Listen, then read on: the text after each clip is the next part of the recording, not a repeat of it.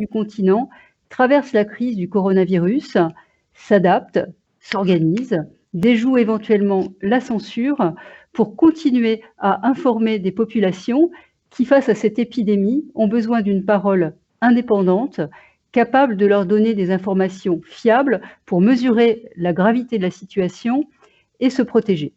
Alors ce soir, avec nous pour débattre, Lassane Zohré, qui est rédacteur en chef de l'hebdomadaire ivoirien Gbiche, Armel... Directeur de publication, s'il vous plaît. Pas rédacteur en chef. Je corrige. Directeur de publication. Gilbert Boukeyeneza, qui est le correspondant du Monde Afrique au Kenya, et Arnaud Froger, qui est le directeur Afrique de Reporters sans frontières. Alors, avant de vous donner la parole, il me semble peut-être utile de rappeler que les journalistes, quelle que soit la région du monde où ils exercent, se sont trouvés face à la même situation, au même défi. Devoir parler d'un nouveau virus contre lequel, 9 mois après son apparition en Chine, il n'existe toujours aucun traitement. Devoir commenter, expertiser les décisions prises par leur gouvernement pour enrayer la crise sanitaire. Et nous avons vu que partout, il y avait des phénomènes de déni, que ce soit dans l'Amérique de Donald Trump, le Brésil de Bolsonaro, mais en France également, nous avons été confrontés à une parole politique qui était changeante, contradictoire, par exemple dans le cas de l'utilisation des masques. Enfin, les journalistes ont dû s'adapter aux conditions du confinement, à la fermeture des frontières et travailler en étant privés de leur principal moyen de recueillir et de valider l'information, qui est d'être sur le terrain. Alors, pour lancer ce débat, j'aimerais que chacun d'entre vous, on prenne 2 ou 3 minutes pour que chacun nous dise un peu comment il a traversé ces derniers mois, appréhendé cette situation totalement inédite. Peut-être je vais proposer de commencer donner la parole à Arnaud Froger, puisque vous avez une vision globale du continent. En juin dernier, c'est-à-dire 2 mois après vraiment le début de l'épidémie, RSF a publié un premier bilan faisant état des atteintes à la presse, et le continent africain apparaissait comme la région du monde comme la plus marquée par ces atteintes à la liberté de la presse. 32 pays étaient concernés. Alors, est-ce que vous pourriez peut-être nous détailler ce bilan qui avait été donné? Est-ce que cette situation perdure?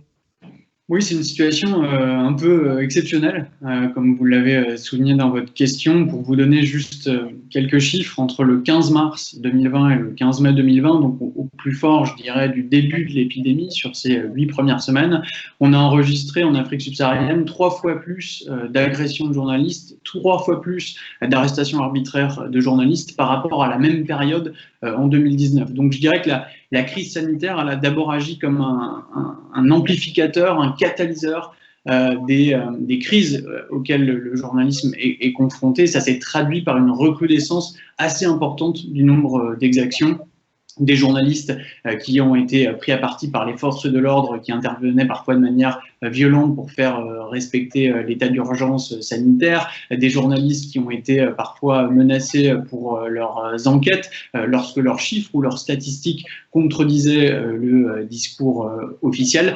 Donc l'indépendance du journalisme, la production indépendante d'informations sur le continent a été particulièrement mise à mal à l'épreuve de cette crise sanitaire que nous traversons. Et on a enregistré, pour vous donner une dernière statistique d'observation, plus d'une centaine d'exactions contre la presse, contre les médias, contre les journalistes en Afrique subsaharienne depuis le début de cette crise sanitaire. Quels sont les pays qui ont été les plus touchés? J'ai vu que le Zimbabwe concentrait un quart des plaintes qui vous sont remontées. Oui, alors ce qu'on a observé, c'est qu'à peu près tous les pays sont concernés. On a dénombré des exactions dans un peu plus d'une vingtaine de pays en Afrique subsaharienne. Donc il y a très peu de pays qui échappent, je dirais, aux principales exactions. Il y a des pays dans lesquels la situation a été un peu plus compliquée. Le Zimbabwe, c'est effectivement l'un des pays sur lesquels on a enregistré le plus d'agressions et d'arrestations de journalistes. Je rappelle qu'un un journaliste d'investigation a passé plus d'1 mois en prison et qu'RSF, en partenariat avec l'organisation locale de défense de la liberté de la presse qui s'appelle MISA au Zimbabwe, a écrit au ministre de la Communication pour demander la libération de ce journaliste d'investigation qui avait fait des révélations sur des attributions douteuses de matériel médical, révélations qui avaient abouti ensuite au limogeage du ministre de la Santé. Et puis je dirais qu'il y a des pays, on aura l'occasion, je pense, d'en parler dans ce débat, où la problématique a été tout autre. On était moins dans la répression brutale des journalistes qui tentaient de couvrir l'épidémie, mais au contraire dans la rétention et la censure d'informations. Ça a été particulièrement le cas en Tanzanie et au Burundi, où on est dans le cas de 2 pays qui ont été dans un déni de réalité de ce qu'était cette épidémie et de quelle façon elle pouvait toucher leur pays. Et il a été particulièrement difficile pour les journalistes de traiter ces sujets-là. Beaucoup de journalistes ont été suspendus. Un journaliste a même été licencié pour avoir fait un poste critique du président tanzanien et il a été licencié par son propre média. Et puis, on sait qu'aussi au Burundi et en Tanzanie, dans ces 2 pays, il a été extrêmement difficile d'accéder à l'information. Je rappelle que la Tanzanie ne communique plus sur l'épidémie et sur la réalité de la pandémie depuis plusieurs mois maintenant. Merci. Alors, je dirais la transition est toute trouvée. Gilbert, vous êtes burundais. Vous avez dû quitter votre pays en 2015 suite au coup d'État constitutionnel. Comment est-ce qu'on fait? Comment est-ce que beaucoup de journalistes, beaucoup de vos confrères ont également quitté le pays? Comment fait-on pour informer sur une épidémie de cette gravité dans un pays où le président est dans un déni absolu face à la maladie? Merci beaucoup de la question, mais d'abord, merci beaucoup aussi de l'introduction parce que vous avez bien introduit. Le Burundi, au niveau médiatique, est dans un contexte un peu très particulier parce que, comme vous venez de le dire, avec le coup d'État de 2015, presque tous les médias indépendants ont été incendiés. Plus d'une centaine de journalistes s'est retrouvé en exil. Donc, au niveau médiatique, vraiment, le Burundi vit une situation un peu très particulière. Alors, concernant la question d'information pendant cette période de crise, ça s'inscrit un peu dans le contexte global de la crise politique qui secoue le pays depuis 2015 aussi, où le régime a décidé de mener la politique de déni, parce que depuis 2015, le discours officiel, c'est que tout va bien au pays, il n'y a pas de crise, le pays est en paix, le pays avance. Et du coup, quand la pandémie de coronavirus a éclaté, a frappé le monde, au Burundi, on a continué à dire qu'il n'y a pas de Covid, le pays est protégé, le pays est en alliance avec Dieu. Effectivement, c'était hyper compliqué pour les journalistes d'informer parce que, par exemple, faire un reportage sur les gens qui auraient attrapé le virus, c'était très dangereux. Vous vous souvenez, je ne sais pas si vous avez suivi l'actualité au Burundi, la première dame à l'époque a été évacuée au Kenya. Et c'est un collectif de journalistes qui travaille un peu dans l'anonymat, qui a alerté, qui a eu l'information et qui a pour la première fois informé sur cette évacuation. Et je dirais aussi, le monde entier le sait maintenant, le Burundi a fini par payer, je dirais, le prix le plus cher. Parce que après quelques jours, c'est le président de la République qui est mort. Et aussi, le régime a continué à dire que il n'y a pas de Covid, le président n'est pas mort de Covid, alors que c'était uniquement quelques jours après l'évacuation de son épouse. Et beaucoup d'informations corroborent que le président aussi avait attrapé le virus. Encore une fois, quand le président a été aussi évacué dans un hôpital de l'intérieur du pays, c'est pour la première fois, c'est un média qui travaille en exil, un média burundais, une radio burundaise, qui a pour la première fois avancé l'hypothèse du décès du chef de l'État. Parce que, c'était une information très sensible. Les médias qui essaient de travailler depuis le pays, c'était très compliqué pour eux d'enquêter, de chercher l'information sur cette hospitalisation du président de la République. Donc, il a fallu un média burundais, mais qui travaille depuis donc l'exil, qui s'appelle la Radio Publique Africaine. Elle a été la première à avancer l'hypothèse du décès du chef de l'État. Bien évidemment, elle a tout mis au conditionnel, mais dans l'après-midi, c'est là où le gouvernement a sorti un communiqué pour dire que le président Pierre Nkurunziza est décédé. Donc, c'est très compliqué. Au Burundi, ça a été très compliqué, mais ça s'inscrivait dans la logique globale de museler la presse, de verrouiller l'information. Donc, cette crise est tombée dans un moment très particulier pour le pays. D'accord. Merci Gilbert. Alors, Lassane, Biche, ces dessins sont attendus à Abidjan, comme je dirais les dessins du Canard enchaîné sont attendus à Paris. Ils sont souvent féroces.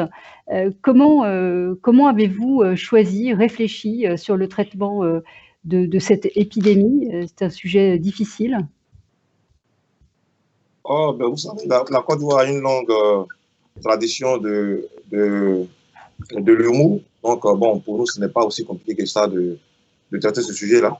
Il faut dire que déjà, dès les premières heures de la pandémie, nous n'avons pas attendu que l'État commence même à réagir. On avait déjà commencé à produire des dessins pour mettre la population en garde par rapport aux mesures barrières et tout ça. Bon, je pense que à ce niveau-là, ce que nous avons fait même avait été récupéré par le Fonds de soutien et de développement de la presse et aussi par le patronat ivoirien de la presse pour faire une campagne. Voilà. Mais nous, c'est spontanément qu'on avait décidé comme ça de produire des dessins et faire une campagne sur le sujet. Bon, il faut dire qu'en Côte d'Ivoire, c'était assez difficile. Entre les fake news et les vraies informations, la population ne savait pas sur quel pied danser. Et nos dessins ont permis quand même à la population de savoir le comportement à risque et comment se prémunir du virus. Donc voilà un peu ce qui s'est passé.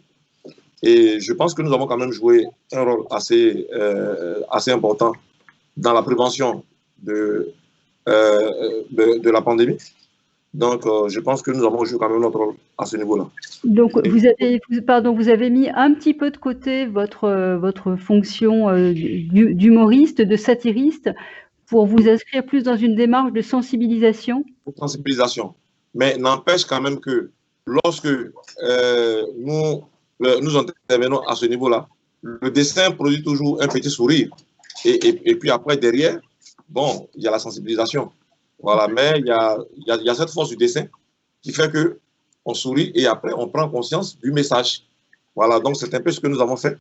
Et je crois que c'est quelque chose qui a assez bien fonctionné parce que j'ai même eu les félicitations du ministre à l'époque. Et donc, je pense que c'est une campagne qui a été bien appréciée. D'accord.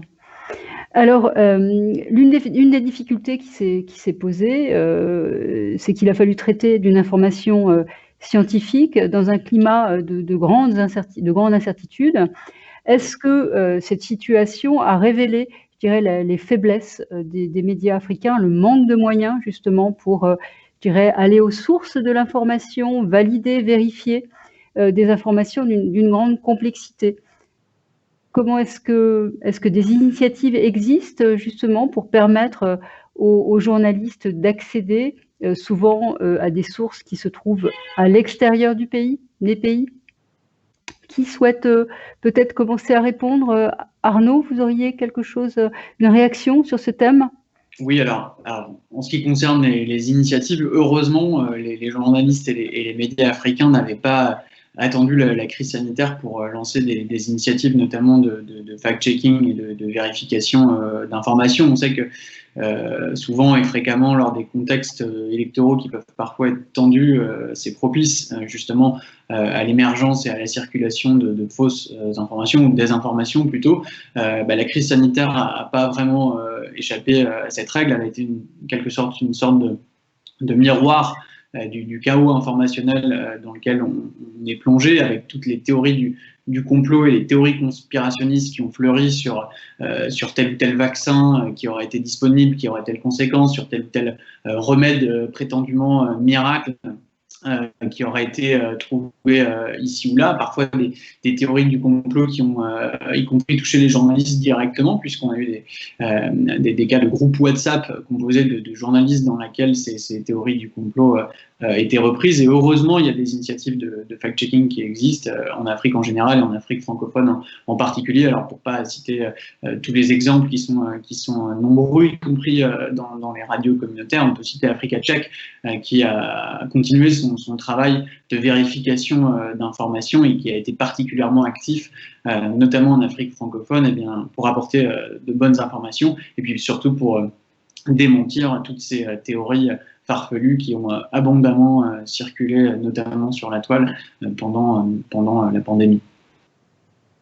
Oui, alors il y a eu par exemple aussi quantité de remèdes miracles proposés par des Africains, des chefs d'État africains. Le président de Madagascar a proposé son Covid organique, cette tisane à base d'artémisia, en proposant donc d'en faire don à ces pays d'Afrique de l'Ouest et de l'Est également, je crois.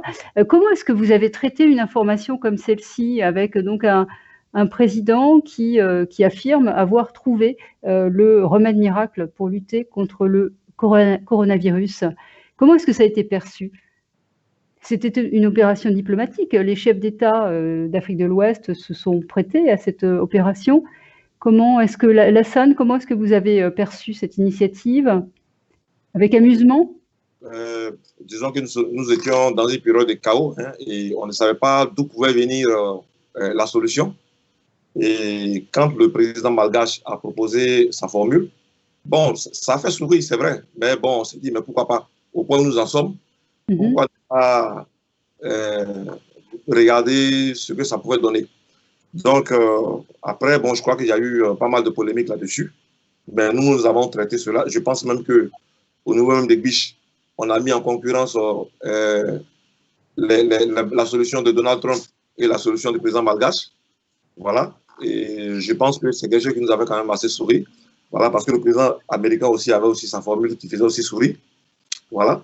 Et pour nous, c'est de bons clients. Et donc, on a pu quand même faire des dessins là-dessus. Mais maintenant, en ce qui concerne le côté scientifique, j'avoue quand même que jusqu'à présent, on ne sait pas trop si cela a été efficace ou pas.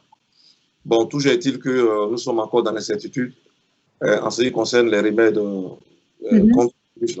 Voilà, nous sommes vraiment dans l'incertitude. Je ne sais pas où on est au jour d'aujourd'hui. Je ne sais pas où en est la formule de Madagascar.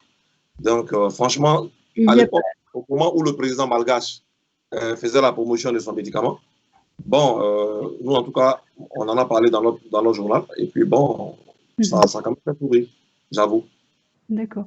Il n'y a toujours eu aucun essai clinique pour valider l'efficacité de cette tisane. Gilbert, vous, comment est-ce que vous avez, comment est-ce que vous avez réagi? Comment est-ce que vous avez traité cette question des différents remèdes, des informations scientifiques? Bon, le plus compliqué dans tout ça, c'était que, comment dire, c'était une crise sanitaire, c'est vrai, mais qui a des ramifications politiques et diplomatiques. Vous parliez de la Covid organique du président malgache, mais on sait aussi que les États-Unis, l'Allemagne, la Grande-Bretagne, la France, et la Chine, il y avait une course. Il y a aussi la Russie qui a déclaré avoir trouvé le vaccin.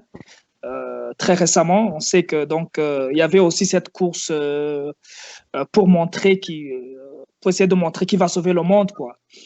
Donc le plus compliqué, je pense, pour un journaliste dans un contexte de confusion comme celui-ci, il faut rester, il faut s'en remettre aux fondamentaux du métier, hein, les faits, rien que les faits. Hein. c'est ce qui aide beaucoup plus, que ce soit les journalistes, mais aussi la population qui s'en remet aux médias pour s'informer sur ce qui se passe. Donc, il était compliqué, hein, même en cherchant des scientifiques pour donner un avis, une analyse. On ne savait plus qui croire. Et je pense que dans ce genre de contexte, il faut uniquement s'en remettre au fait. Et est-ce que Arnaud parlait des sites de fact-checking? Est-ce que l'Organisation mondiale de la santé a aussi, je dirais, fait des efforts pour mettre à disposition des journalistes des données régulièrement et voilà, pour les aider? Je dirais pour répondre à votre question et pour compléter ce qu'ont dit mes deux panélistes juste avant, qu'il y a une double difficulté à laquelle ont pu être confrontés les journalistes et les médias africains. D'abord, il y a un manque de spécialisation, il y a une vraie difficulté à rendre intelligibles des informations qui sont par nature scientifiques. Là, on est face à un défi qui est assez colossal. Il y a très peu de journalistes qui sont spécialisés dans le domaine scientifique, dans les médias en général et dans les médias africains en particulier. Puis la deuxième difficulté, le deuxième challenge, je dirais, c'est qu'on a eu aussi une tentative d'emprise politique, peut-être même de politisation de l'information scientifique, où parfois des instituts scientifiques ont un peu été mis sous tutelle du pouvoir politique au nom d'une seule voix autorisée. Donc on est particulièrement vigilant à ce phénomène-là, puisqu'effectivement ça empêche les journalistes de pouvoir accéder à des informations qui sont authentiques, mais qui seraient discordantes par rapport à celles que veulent faire passer les autorités politiques. Je vous donnerai juste un exemple. On a eu un cas dans le Sud Kivu, en République démocratique du Congo, où un institut scientifique avait des chiffres qui différaient de celui du gouvernorat, et l'histoire s'est terminée avec le fait que c'est le gouverneur qui doit annoncer les chiffres et que seul le gouverneur est autorisé à annoncer les chiffres concernant la pandémie. Donc c'est quelque chose auquel il va falloir faire attention, parce qu'il y a à la fois le défi de la compétence et de l'accès aux informations scientifiques, que ce soit via l'OMS ou sur place via des instituts de recherche locaux, et puis il y a la tentation, encore une fois, de monopoliser le discours sur la pandémie et les statistiques également. Lassane, vous vouliez ajouter quelque chose, je crois, sur ce point. Oui, tout à fait. En fait, j'aimerais simplement dire que l'Afrique reste quand même un mystère, parce que, bon, jusque-là, on avait annoncé vraiment la catastrophe ici en Afrique, et jusqu'à présent, si vous avez bien remarqué, ce n'est pas les prévisions de l'OMS actuellement qui sont qu'on constate en Afrique. Je me souviens que le premier responsable de l'OMS avait prédit l'hécatombe en Afrique, mais jusque-là, bon, quand je vois un peu les chiffres de la COVID en Afrique, je me dis que relativement, nous sommes mieux lotis que les autres continents. Voilà, ça aussi, je pense qu'à un moment donné, bon, on communique là-dessus et on se demande bien que cela est dû. On attend aussi la réponse des scientifiques à ce niveau-là. En tout cas, on se pose des questions. Ce qui fait qu'aujourd'hui en Afrique, je pense qu'on a baissé un peu la garde par rapport aux mesures barrières. Vous voyez, en Côte d'Ivoire, mon pays que je connais le mieux, on voit de moins en moins les masques, on voit de moins en moins les gens se protéger. Et malgré cela, lorsque nous voyons, parce qu'au jour le jour, on donne les résultats du niveau de contamination, on voit que c'est moins de 50 personnes par jour. Moins de 50 personnes. Hier, je crois qu'il y avait moins d'une trentaine de personnes. On se pose quand même des questions, scientifiquement, à quoi cela est dû. Voilà, c'est ce que j'ai voulu ajouter. Merci. Alors, peut-être pour revenir sur le terrain plus politique et de la tentation qu'ont pu avoir certains gouvernements de profiter de cette crise sanitaire pour reprendre en main les opinions et la presse en particulier. Est-ce que cela vous semble être un risque, savoir qu'il y a un glissement de la crise sanitaire à d'autres sujets pour encadrer la presse et peut-être, je dirais, revenir en arrière sur certains acquis qui avaient été obtenus ces dernières années? Est-ce que lequel d'entre vous souhaite réagir? Moi, je veux bien dire un mot là-dessus. Ce qu'on a observé, ce qui est certain, c'est que il y a des pays dans lesquels les libertés ne sont en général pas garanties, et dans lesquels la liberté de la presse était en grande souffrance. Et le moins qu'on puisse dire, c'est que la pandémie n'a pas permis de corriger cela, bien au contraire. On a un peu parlé du cas de la Tanzanie et du Burundi au cours de ce débat. Bon, ce sont des pays dans lesquels des journalistes, pour ce qui est de la Tanzanie en tout cas, ont été suspendus, voire des médias suspendus pour de très longues durées, pour avoir rapporté des faits qui déplaisaient aux autorités en lien avec la pandémie. On parle de suspension de plusieurs mois. Donc il y a eu la confirmation finalement à travers cette crise que eh bien, ces pays-là étaient sur la mauvaise pente en matière de respect de la liberté de la presse. Après, on a aussi vu des effets d'opportunité, effectivement. On a vu, par exemple, des pays qui ont pris des mesures d'urgence et qui ont légiféré dans des cadres parfois un peu précipités, sans garantir les libertés publiques et sans permettre eh bien, aux journalistes de faire correctement leur travail. C'était le cas par exemple en Afrique du Sud où la production d'informations qui serait soi-disant fausse sur la pandémie a été criminalisée. Et puis on a vu aussi que dans des pays où eh bien, la situation, encore une fois, des libertés n'étaient pas garanties, il y a eu une accentuation de la répression et qu'il y a eu un effet d'opportunité et que ces mesures d'exception et ces mesures d'urgence n'auraient sans doute pas pu être prises dans des contextes, j'allais dire, sanitaires normaux et où il y a eu effectivement des arrestations de journalistes qui ont pu avoir lieu et qui n'auraient sans doute pas pu avoir lieu hors contexte sanitaire exceptionnel. En Algérie, par exemple, on a vu que les interdictions de manifester liées à la crise sanitaire étaient aussi une façon d'empêcher les Algériens de descendre dans les rues pour manifester contre le pouvoir. Bien sûr, là on est dans le parfait effet d'opportunité que je décrivais à l'instant.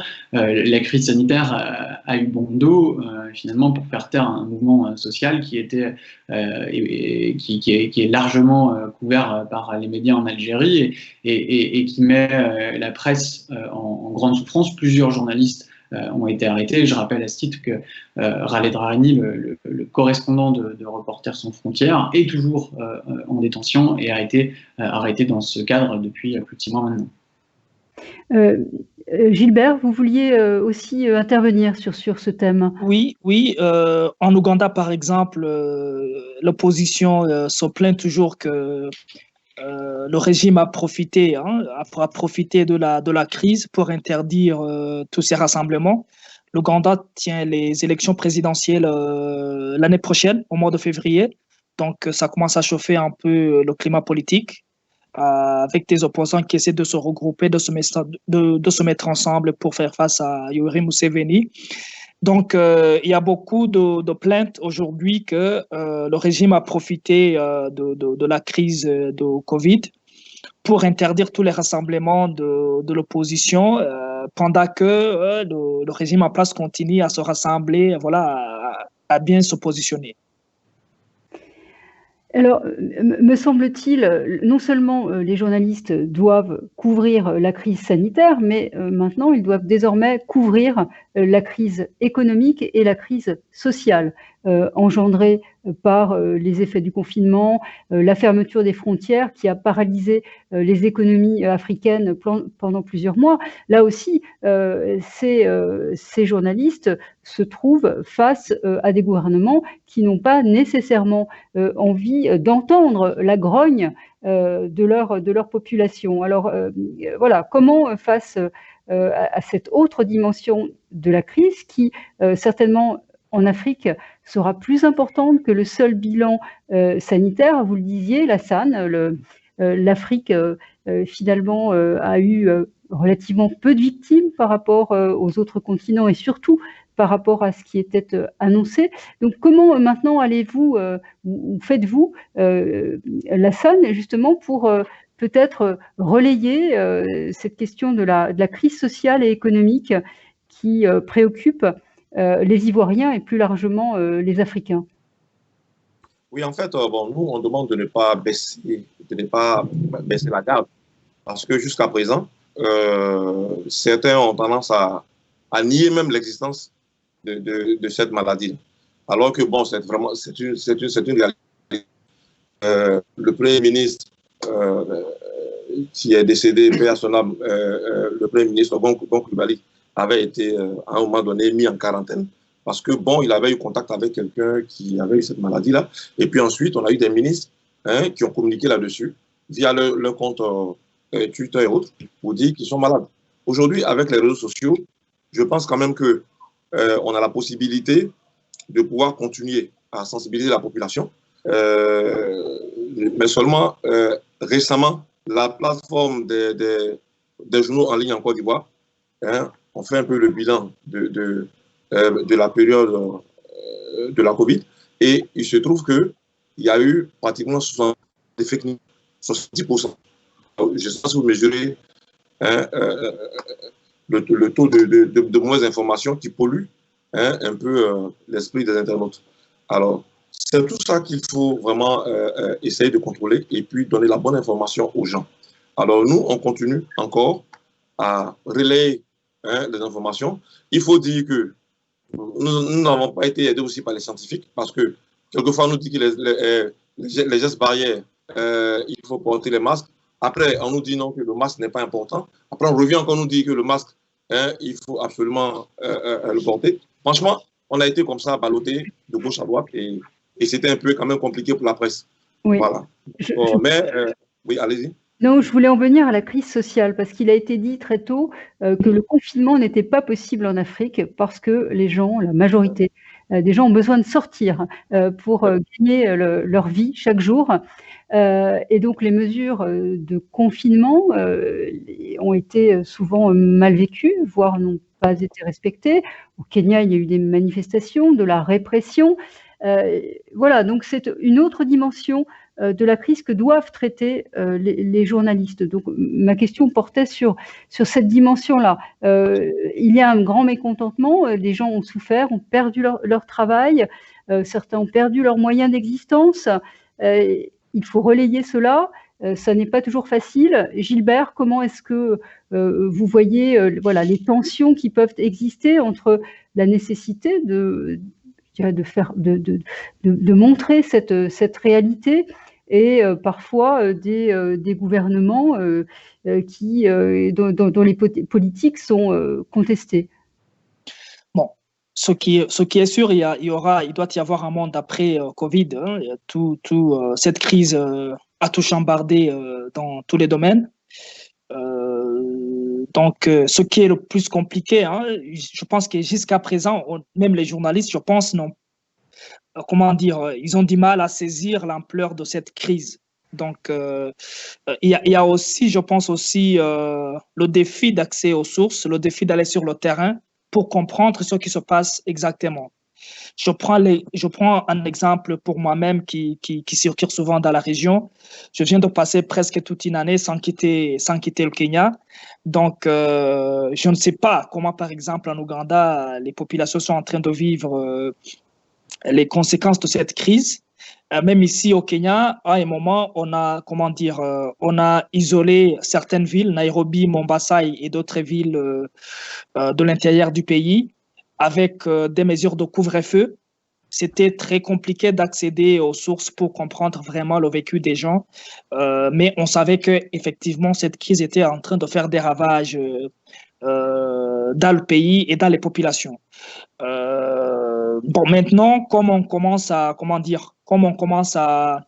alléger un tout petit peu les mesures, comme on se rend compte que peut-être en Afrique, l'hécatombe annoncée n'aura pas lieu, je pense qu'on va en profiter pour vraiment aller sur le terrain, regarder, sentir vraiment ce que cette crise a fait aux populations. Déjà, moi, je suis en train de travailler sur un reportage sur les conséquences de la crise. Lassane, je crois que vous vouliez compléter votre réponse. Oui, tout à fait. Bon, il faut dire qu'avec cette crise-là, c'était une situation inédite pour tous les gouvernements du monde entier. Donc, vous imaginez qu'en Afrique, les différents gouvernements ne savaient pas sur quel pied danser et comment communiquer. Voilà.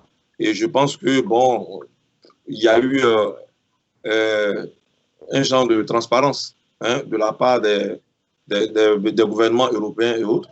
Et donc, ce qui a fait que, du coup, en Afrique, les gens ont essayé, au niveau des différents gouvernements, de communiquer de façon transparente là-dessus.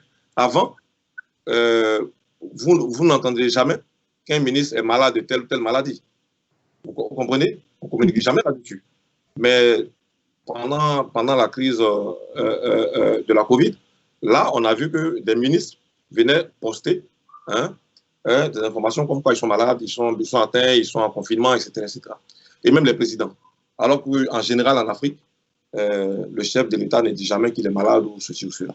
Voilà, donc moi, je pense que tout ça, c'est aussi grâce aux réseaux sociaux qui relaient assez rapidement les informations. Et pour ne pas laisser les rumeurs prendre le relais, les présidents s'arrangent, disons les gouvernements s'arrangent à communiquer à l'avance. Pour cette fois-ci, quand même si on peut encore reprocher qu'il y ait peut-être des informations cachées, tout ça, etc., mais on peut dire quand même qu'il y a eu des efforts de communication pour que nous puissions avoir le point sur cette maladie-là. La preuve est que tous les jours, on nous dit le taux de malades atteints par la Covid. Donc, je pense que déjà, ça, c'est déjà des efforts qui sont faits. Et la presse, dans son entièreté, relaie cette information-là. D'accord. Alors, cette crise économique, elle a frappé tout le monde, elle frappe le secteur des médias. Est-ce que ça ne va pas être un élément durable de fragilisation de ce secteur? Des titres ont fermé, des journalistes ont dû réduire leur salaire, des journalistes ont perdu leur travail. Est-ce que ça n'est pas une crainte que vous éprouvez, par exemple, à RSF? Si, bien sûr. Évidemment, la première vague, je dirais qu'elle a été extrêmement brutale, extrêmement agressive.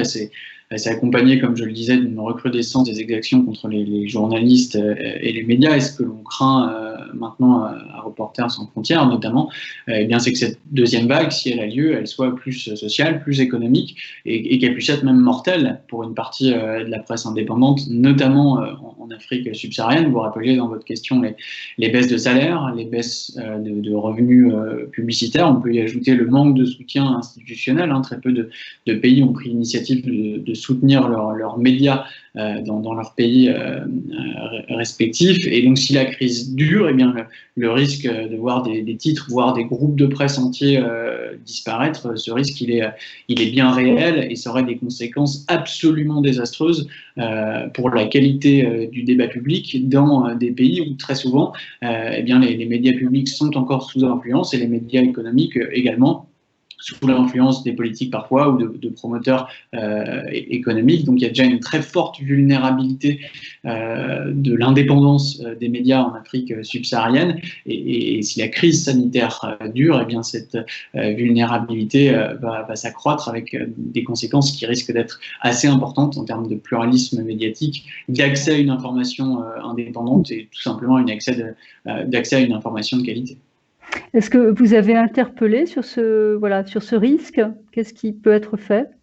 Ça fait exactement partie du travail que l'on est en train de mener actuellement. Il y a une phase de documentation, je dirais, et d'analyse de la situation et nous travaillons désormais à établir un set de recommandations, plusieurs recommandations à l'attention des États, à la fois dans les pays où la situation est la plus critique par rapport au nombre d'exactions ou par rapport à des lois d'exception qui ont pu être adoptées, mais également d'États où la situation est meilleure.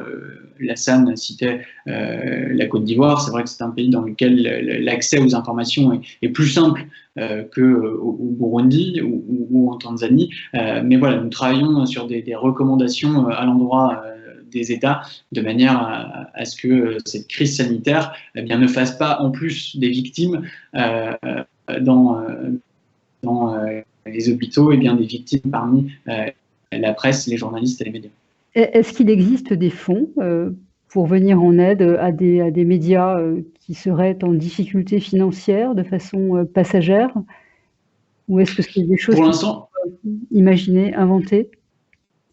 Alors, pour l'instant, il n'existe pas de fonds mondial pour venir en aide, je dirais, spécifiquement à la presse et aux médias et aux journalistes dans le cadre par exemple de cette épidémie, mais ça fait partie des pistes de réflexion que l'on peut avoir et qu'on peut légitimement formuler si on faisait un premier bilan des conséquences de cette crise sanitaire sur l'exercice du journalisme. C'est évidemment repenser le soutien financier, notamment du journalisme indépendant, et peut-être qu'effectivement, il y a besoin de mutualiser des fonds pour soutenir le journalisme indépendant, notamment en Afrique subsaharienne. Les formations, c'est important, mais pouvoir vivre décemment de son métier, c'est la condition première de l'exercice de l'indépendance du journalisme. Et on a eu des cas tout à fait parlants de journalistes qui ont perdu leur emploi. On a même des journalistes freelance au Nigeria qui sont devenus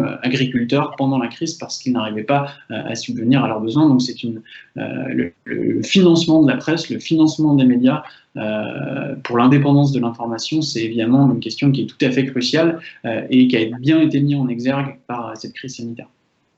Alors, merci Arnaud. Lassane, vous êtes donc directeur de la publication et cofondateur de Biche. Comment financièrement avez-vous traversez-vous cette crise? Est-ce que c'est difficile? Bon, il faut dire que c'est déjà un miracle si nous existons encore, parce que déjà, nous étions dans une situation assez précaire. Je parle de l'ensemble de la presse en Côte d'Ivoire. Nous étions déjà dans une situation assez précaire. Et aujourd'hui, avec la pandémie, ça s'est accentué davantage. Et j'avoue que quelquefois, j'essaie d'imaginer, hein, c'est comme si vous êtes, si vous êtes un alpiniste, et puis à un moment donné, bon, vous ratez d'attraper qu'on appelle un rocher, et puis vous êtes dans le vide. Mais vous ne tombez pas, mais vous ne savez pas comment vous faites pour tenir. Voilà, c'est un peu l'image que moi j'ai de la presse en Côte d'Ivoire. Franchement, nous avons vu ici des secteurs d'activité qui ont reçu vraiment de l'aide de l'État. Nous, on nous a promis de l'aide, mais jusqu'à présent, nous attendons encore, ça fait des mois. On n'a pas encore vu cette aide arriver.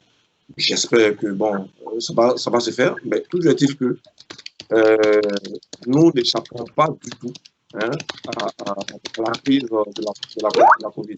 Nous sommes encore dans une situation assez compliquée. Heureusement pour nous, nous arrivons à diversifier un peu nos activités. C'est ce qui nous permet de vivre. Voilà. Notre salut se trouve vraiment dans la diversification. Hein. Sinon, s'il fallait simplement compter sur la vente des journaux, non, je ne pense pas que nous aurons tenu actuellement. C'est assez compliqué. Est-ce que vous avez dû réduire vos effectifs? On n'a pas réduit les effectifs en tant que tel, mais bon, on a des retards de salaire. Voilà. On a des retards de salaire. Et là, nous sommes en train d'envisager de réduire même le personnel. Mm-hmm. Donc, nous sommes en train de voir, on n'est pas encore sorti de l'auberge, donc nous sommes en train de voir quelles sont les solutions à apporter vraiment à cette situation que nous vivons. Et quand vous vous projetez, vous imaginez que cette crise va encore durer 6 mois, plus que ça? Comment est-ce que vous vous projetez dans l'avenir? Oui, c'est pour ça que nous mettons déjà tout sur la table. Hein. On essaie de voir qu'est-ce qu'il faut vraiment comme solution pour pouvoir tenir quand même à long terme, sur le long terme. Et j'avoue que pour l'instant, moi, je n'ai vraiment pas la panacée. Je n'ai pas envie de me séparer de mes collaborateurs, mais je pense qu'à un moment donné, il va falloir faire face à la réalité qui est là et prendre vraiment des décisions. Ici, aujourd'hui, à Biche, on est comme une famille. Ça fait pour certains 20 ans que nous sommes ensemble. Et imaginez que, bon, nous serons obligés de nous séparer à cause de cette crise-là. Franchement, moi j'ai un pincement au cœur. Mais j'ose croire que nous allons pouvoir tenir le choc et puis pouvoir continuer avec tout le monde. Et vous, Gilbert, vous espérez beaucoup de la réouverture des frontières, du retour sur le terrain pour recommencer à faire votre travail? Oui, il y a effectivement de l'espoir dans la région, hein, parce que presque toutes les autorités des pays de la région ont déjà émis des signaux vers la réouverture. Donc, on espère qu'on va retrouver le terrain, on va retrouver le travail après près d'une année immobilisé, presque sans rien faire, quoi. Merci. Alors, oui. J'aimerais quand même oui, compléter ma réponse. Il faut dire qu'en Côte d'Ivoire, vous avez le journal gouvernemental qui reçoit des subventions. Vous avez les journaux politiques qui sont affiliés aux chapelles politiques et qui reçoivent des subventions. Et nous sommes ce qu'on appelle les journaux privés. Nous avons une situation un peu plus complexe parce que nous ne pouvons compter sur nous-mêmes pour pouvoir avancer. Et ça, je vous avoue que c'est très, très complexe. Voilà. Merci. Alors, nous arrivons presque au terme de notre débat. Je vous propose que l'on se tourne vers les questions que nous ont envoyées les internautes. Alors, je vais commencer par la première qui nous vient de Dakar. Et c'est Ousmane qui nous demande si la loi suffit-elle pour garantir l'indépendance des journalistes. Vaste sujet. Qui a envie de commenter? Bon, moi, je peux commenter un tout petit peu. Moi, je pense que la loi est importante, elle est incontournable, mais elle n'est pas suffisante. Je pense que beaucoup plus le respect de la loi. Il faut qu'il y ait la loi, mais il faut qu'il y ait aussi le respect de la loi. Et Arnaud, vous appuyez beaucoup sur la loi, certainement, pour rappeler les États à leurs engagements. Oui, alors j'abonde dans le sens de mon interlocuteur. Il faut évidemment déjà que les textes soient respectés, et encore faut-il qu'ils soient bons, puisqu'on est très souvent confronté à des textes existants qui sont mauvais, et parfois à des textes d'exception qui sont pris et qui vont criminaliser, par exemple, la diffusion d'informations, notamment sur le Covid, comme on l'a vu dans certains pays au cours de cette épidémie. J'en profite pour signaler que RSF, sur ce sujet et sur d'autres, travaille en consortium avec 5 autres organisations dans le cadre d'un projet financé par l'Union européenne, justement, pour apporter des recommandations, notamment sur le plan légal, sur les bonnes pratiques et sur ce qu'il faut faire par rapport à cette crise sanitaire et par rapport à la protection de l'indépendance de l'information, notamment sur le continent africain. C'est un projet qui a une durée de 18 mois, qui vient d'être lancé, et sur lequel Reporters sans frontières apportera toute sa contribution, notamment en termes de monitoring des exactions, mais également de recommandations légales, et ce en lien avec les autres partenaires du consortium. Donc ce sont des questions sur lesquelles nous travaillons avec nos experts juridiques. Et donc cela a vocation à être diffusé auprès des gouvernements? Tout à fait. Nous allons nous appuyer, puisque c'est un projet qui est financé par l'Union européenne, notamment sur les soutiens diplomatiques que vont pouvoir nous fournir les délégations de l'Union européenne dans les différents pays retenus par le projet. Mais c'est évidemment des recommandations que nous allons adresser directement aux responsables des exécutifs dans les différents pays concernés, à la fois quand la situation, je dirais, est mauvaise, voire critique, mais aussi dans les pays où la situation est plutôt bonne. On sait que cette épidémie peut durer, et on sait aussi qu'il faudra être particulièrement vigilant à protéger les journalistes et à protéger l'indépendance de l'information, même dans les pays où la situation est pour l'instant plutôt bonne par rapport à la crise sanitaire. Très bien, merci. Je vais passer donc à la deuxième question. Deuxième question, donc, qui nous vient du Cameroun, de Douala, et c'est Désiré qui vous la pose. Sous une dictature, les bons journalistes ne sont-ils pas condamnés à être en prison? Je pense qu'elle s'adresse directement à Gilbert, qui heureusement a eu le temps de s'échapper avant d'aller en prison. Gilbert, vous voulez réagir à cette question de Désiré à Douala? Je pense qu'il a comment dire, si. Donc, je dis que oui, c'est vrai, c'est très risqué pour les bons journalistes de vivre dans une dictature, mais ce n'est pas uniquement risqué pour les journalistes, je dirais c'est presque toute la population qui est à risque, pas uniquement les journalistes, les bons journalistes. Quand je prends l'exemple, par exemple, du Burundi, c'est un peu intéressant, mais aussi triste de voir comment la tournure des choses avec la crise de 2015 qui a fait craindre que le pays bascule dans une dictature, effectivement, où on a assisté, par exemple, à des journalistes auparavant qui étaient réputés bons journalistes, des médias qui étaient considérés comme des médias de référence, mais qui, voilà, où avec la crise,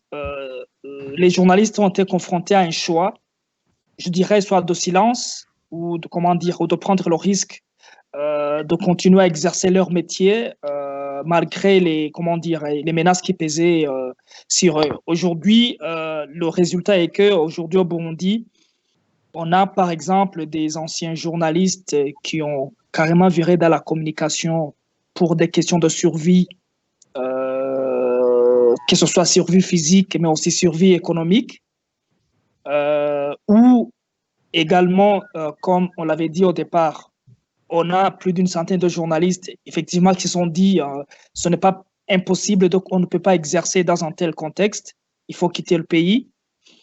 Où on a aussi, au Burundi, par exemple, des journalistes qui sont en prison. On sait que 4 journalistes de l'hebdomadaire Iwachu sont en prison depuis des mois maintenant. Où il y a un journaliste qui a été porté disparu en 2016 du même journal.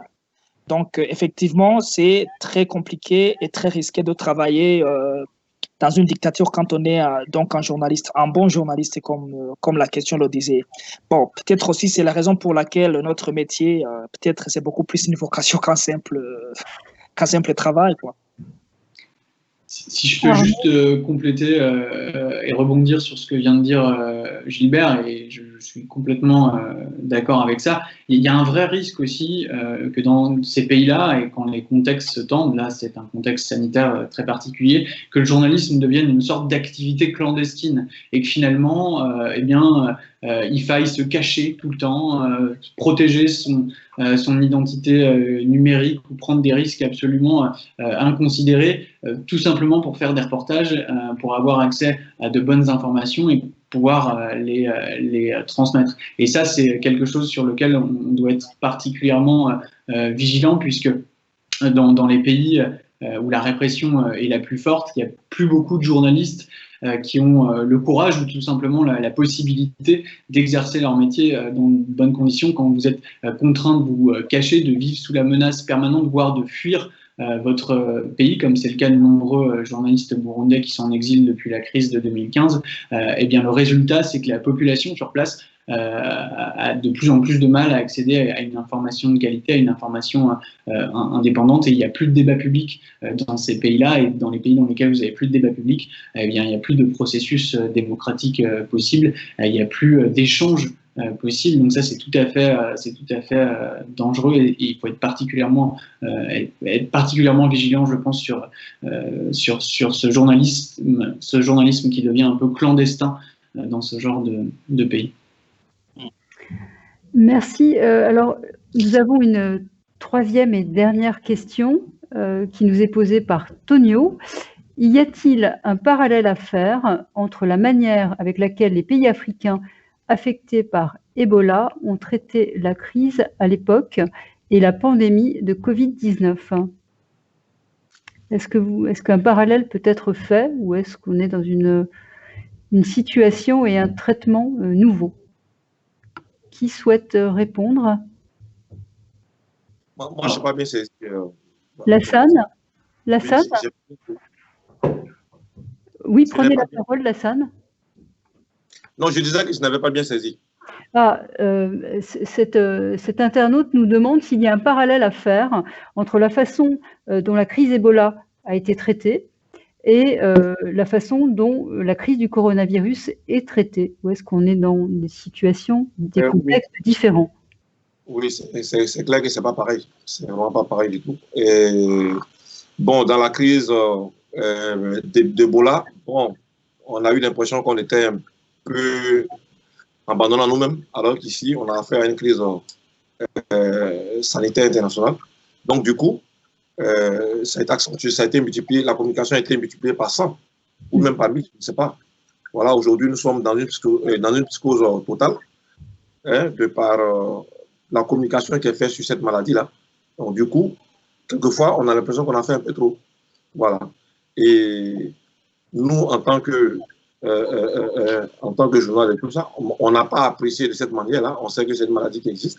Mais je parle plutôt de la population qui a ce sentiment-là. Nous avons senti que quelquefois, les gens ont nié même l'existence de la COVID simplement parce qu'ils faisaient référence à Ebola. D'accord. Ouais. Voilà. Est-ce que Gilbert ou Arnaud souhaitent ajouter quelque chose sur cette question? Non, moi je soutiens tout simplement Lassane. Ça n'a rien, apparemment, vraiment, ça n'a rien à voir. Ebola, c'était beaucoup plus une maladie, si j'essaie d'être un peu péjoratif, une maladie du Sud. Voilà, des pays africains, voilà, quelques pays africains avec toute la couverture médiatique parfois qu'on a et l'image qu'on véhicule souvent de l'Afrique, tout ça. Tandis que maintenant, on est face à, comment dire, à une crise mondiale où vraiment on est proche dans un scénario un peu inverse où on a l'Afrique qui est plus ou moins épargnée par rapport aux autres continents. Donc, vraiment, ça n'a rien à voir. D'accord. Alors, nous arrivons au terme de notre débat. Je vais vous proposer de conclure par quelques mots, peut-être en essayant de se projeter dans les mois qui viennent. Quels sont pour vous, je dirais, le principal risque, peut-être pour l'indépendance des médias, compte tenu de ce contexte extrêmement difficile qui va perdurer? Qui souhaite commencer? Moi, je peux commencer. Lassane? Oui. Bon, moi, ce que j'aimerais dire à ce sujet-là, c'est que bon, l'indépendance de la presse en Afrique, il faut dire que c'est un peu compliqué. Je vais expliquer un peu tout à l'heure le cas de la Côte d'Ivoire, où vous avez une certaine presse qui est inféodée aux partis politiques, et puis vous avez le journal gouvernemental qui est financé quasiment par l'État. Et puis, vous avez les journaux privés, c'est vrai qu'ils bénéficient aussi de subventions, mais vraiment, cette année, par exemple, on n'a pas reçu de subventions. L'année dernière, on n'en a pas reçu non plus. L'année d'avant, on a... Donc, vous voyez, on appelle ça déjà à l'appréciation du gouvernement. Mais par contre, ceux qui sont affiliés aux partis politiques ou au gouvernement, eux, ils reçoivent régulièrement des subventions. Voilà. Nous, aujourd'hui, quand on prend la situation de la COVID, qui a accentué la précarité de la crise, la crise des entreprises de presse, nous essayons de toutes les façons de vivre. On essaye quand même de tenir la tête hors de l'eau. Logiquement, on ne devait pas pouvoir se déplacer comme il se doit. Mais malgré cela, nous, à travers notre association qui s'appelle Tache d'encre, qui est l'association des dessinateurs de presse et de bande dessinée de Côte d'Ivoire, en collaboration avec Cartoon for Peace, que vous connaissez bien. Des Plantus. Voilà, des Plantus. Nous nous déplaçons un peu partout à travers la Côte d'Ivoire pour sensibiliser les gens avec tous les risques que cela comporte, de la COVID, avec tous les risques que cela comporte. Nous nous déplaçons à travers la Côte d'Ivoire pour pouvoir sensibiliser les gens sur des élections apaisées. Parce que vous vous rendez compte, déjà nous avons la pandémie du coronavirus et après, on a encore la menace d'élections présidentielles qui arrive. Donc, nous essayons de tempérer tout cela à travers les campagnes que nous menons. Et je vous avoue que c'est très bien accueilli là-bas parce que c'est aux jeunes que nous nous adressons. Et Dieu merci, jusque-là, on n'a pas encore été contaminé. Je pense qu'il y a un Dieu qui existe quand même. On va dire ça comme ça. Mais voilà, nous essayons, avec tous les risques que cela comporte, quand même, d'aller au contact des populations et de pouvoir véhiculer les messages auprès des gens.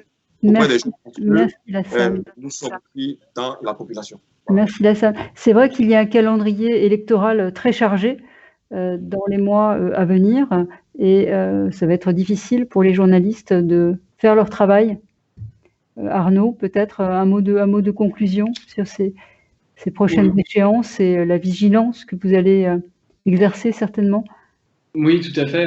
Je crois que ce qu'a révélé aussi cette crise sanitaire, c'est que malheureusement, trop souvent, dans beaucoup de pays, il y a encore une très grande défiance à l'égard des journalistes et je dirais de la fonction sociale du journalisme, de la fonction qu'ils ont dans la société et de l'intérêt d'avoir une presse indépendante dans les différents pays. Donc, c'est des questions sur lesquelles on va travailler. L'avenir, encore une fois, il va aussi se jouer sur le terrain économique et social. Il y a encore une fois un vrai risque qu'une partie de la presse indépendante meurt dans certains pays si la crise sanitaire perdure et qu'elle est associée à des chutes de revenus qui sont importantes. Donc on va s'efforcer de travailler sur ces questions-là, travailler aussi sur la préservation des libertés des journalistes et des droits qui protègent les journalistes pour qu'ils puissent exercer leur métier dans de bonnes conditions, et puis travailler sur une question qui est fondamentale, qui est celle de l'accès à l'information et de la transparence, puisque trop souvent encore, il y a de la censure, il y a de la rétention d'informations et qu'il est difficile d'avoir des informations fiables sur cette pandémie et sur la perception aussi évidemment que les autorités peuvent avoir des journalistes et des médias dans les différents pays, à savoir que les journalistes ne sont pas des ennemis pour lutter contre cette épidémie. Bien au contraire, ce sont des alliés et qu'au-delà des questions de liberté que cela pose, c'est aussi une question de santé que de protéger les médias et les journalistes. Il en va de la santé des citoyens des pays dans lesquels ils travaillent. Merci Arnaud. Gilbert, un mot de conclusion ? Oui, moi je pense que déjà il faut commencer à réfléchir peut-être, je sais pas, avec les organisations comme RSF et d'autres, sur comment dans les pays, par exemple, où la liberté de la presse est beaucoup plus menacée que d'autres et où les situations économiques de ces pays sont beaucoup plus faibles que d'autres, comment sauver cette presse qui risque de couler sous cette crise sanitaire. Mais également, quand on parle de presse, il faut aussi parfois parler de journalistes qui travaillent comme indépendants parfois, et souvent qui sont des journalistes de terrain, mais qui n'ont pas des contrats